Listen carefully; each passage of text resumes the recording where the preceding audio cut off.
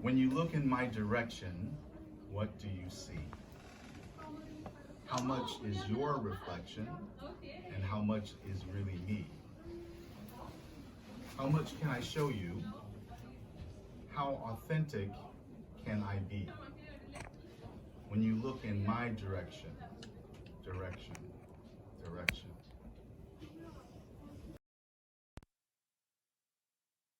Hoping no one finds me living truth and lies. Living truth and lies. Shape-shifting in 4 acts in deference to Hamlet. First act, conversion.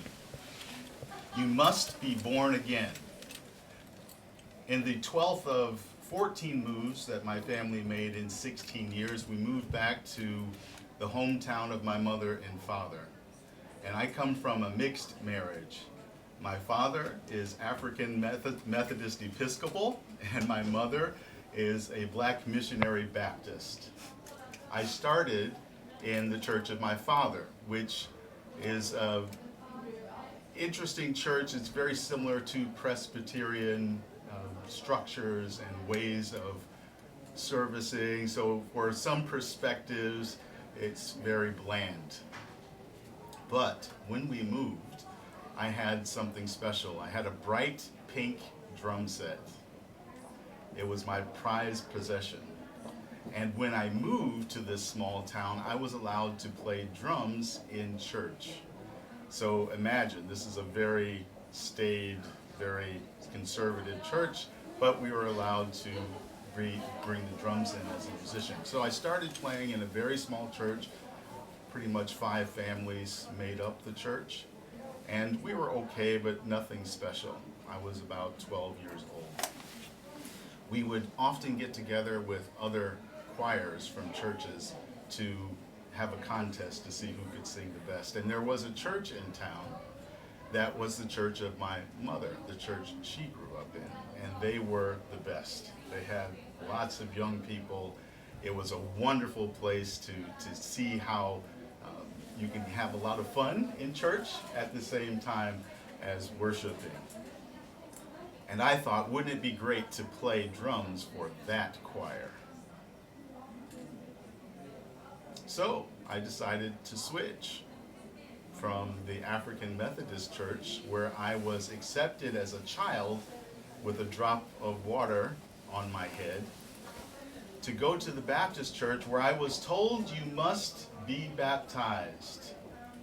You must be born again. And in that process, this was my first public act of taking an oath, first of 5 in my life. And it required saying that you accepted the Lord Jesus Christ as your personal Savior, and it required being baptized in the church with all of your family and friends watching,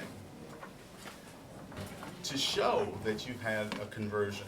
And conversion is being new, being born again.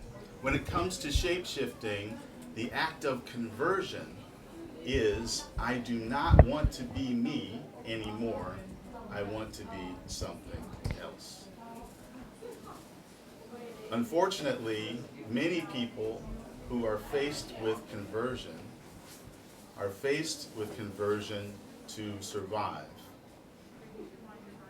There are many people who pray, take this away from me.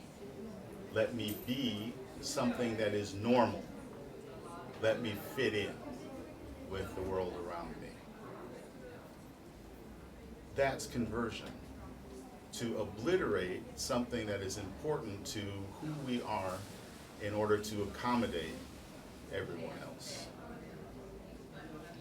Act 2, passing. I can't obliterate my skin color. I can't obliterate my hair. I probably could these days. It's obliterating itself, but slowly. I can't obliterate my American accent.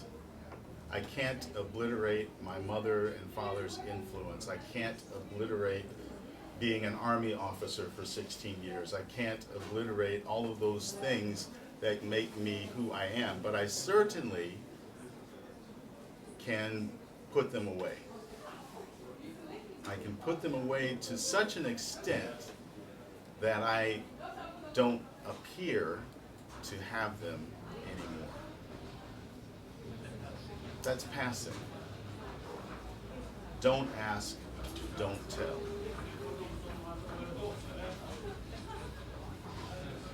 Act 3, covering. Everyone knows who I am. They know my background. They know what I've done, but they just don't want me to talk about it.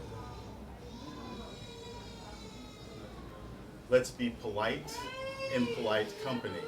We don't need to know about your partner. We don't need to know about where you go on the weekends or who you do it with. Let's just stick to the conversations that make it all nice and easy for us. We cover in a number of different ways. The writer and law professor Kenji Yoshino talked about covering in 4 different areas. So we cover our appearance. I may want to dress in a certain way, but I won't because I want to make sure that I fit in. We cover in the ways that we affiliate with who we are. So, I know that I'm a black male, everybody else does too. That's pretty easy, but I don't hang out with them. I don't want to be seen as if I prefer them to anyone else. My affiliation should tell you that I want to be with you rather than the group that I might look as if I affiliate with. So I cover that. Maybe I meet them. Maybe it's in secret. Maybe it's in a situation where we're only together and no outsiders can see. Affiliation can be covered, and often is. Advocacy. If someone were to tell a joke about someone who's LGBTQ, do I accept it? Do I say anything about it? Can I be silent while it happens? Do I give a slight smile? Talk about them later, but not in the moment. Am I an advocate for the people who I care about, the people who I love? If I choose to be silent, that's covering. I'm covering my advocacy. The final one that he talks about that's important is, of course, association.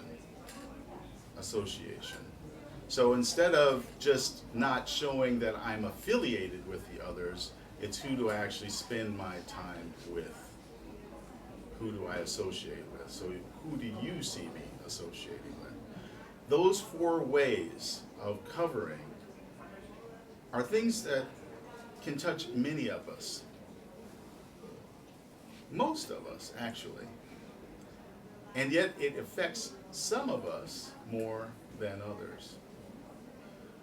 We cover in order to create a sense of society. We cover to create a sense of community. We adjust to each other. And that's a good thing. Like when I speak broken German with Vladimir and I only have German as a common language. Am I more comfortable speaking English? Absolutely. Could I be more of myself in English? Absolutely. But I can build something with Vladimir by stepping out of my comfort zone linguistically, because we can both sort of understand each other in that way. that can be seen as covering, but for me it is not a negative, it's to get something positive. It's something that builds something in my life instead of diminishing something in my life. And that's the difference, I think, between covering that is harmful, where I swallow my pride or I swallow me in order to make it easier for the other, as opposed to adjusting to create something with the other. If we think about covering, it takes energy. Covering is something that the more we do it, it might be easier in time, but we forget what we lose in the process. The last stage of shape-shifting, the fourth and final act, is being. And the goal of being is to value who you are to the point where you are authentic in most of the situations that matter to you, with the people that matter to you. Being seen by the people who matter. And the question that I have in terms of looking at our situation here in artist-run spaces, to think about expression outside of the judgment of the capitalist system and capitalist eye, how much can this art piece make me, is a hope. It's a question and a hope. Can art create a space where we don't need to cover anymore? Can it create a space where we don't have to pass? Can it create a space where conversion is not a question? Can we flourish as humans through our expression of ourselves? That's my hope. And I hope that we can all create spaces with others where they don't have to shift for our comfort. Thank you.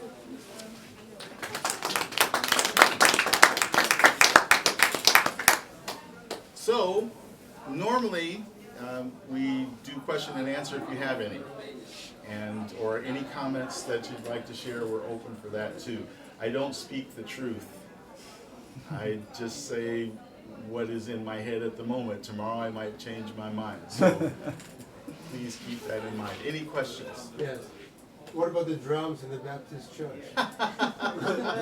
I was a drummer from 12 in church through university, so I think I stopped playing at about 20, but I played professionally. They paid me to play.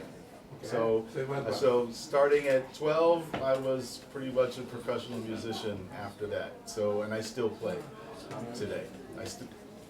Some percussions and so on. So yes, it's still part of my life. Music is part of my life. Mm-hmm. Playing music. Yeah. Music, of course, is a but playing. And what about church in Germany? You're laughing because it's not a big, it's nothing, right? It's like in Sweden. Just a reflection that it's such a big thing in your life in the US. Well, let's talk about that. The question about being... Okay, he's giving you signals. That's for you. All right. The question about church was, why was I there?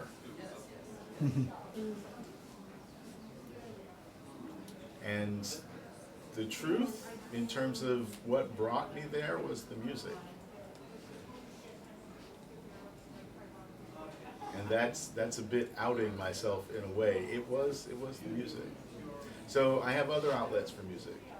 The music of the church is still very special, especially gospel music is very special, as lots of people know throughout Europe, especially around Christmas time when all these gospel choirs come. I'm sure they come here too.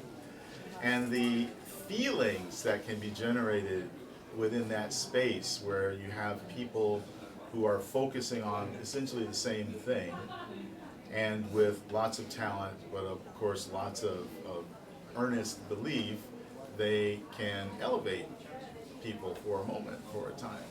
And that's a very, very powerful thing. So I have other sources for it these days. Anything else? Thanks for your time. Thank you. Thank you for being with us. Thank you. Thank you. Thank you for coming by and stuff.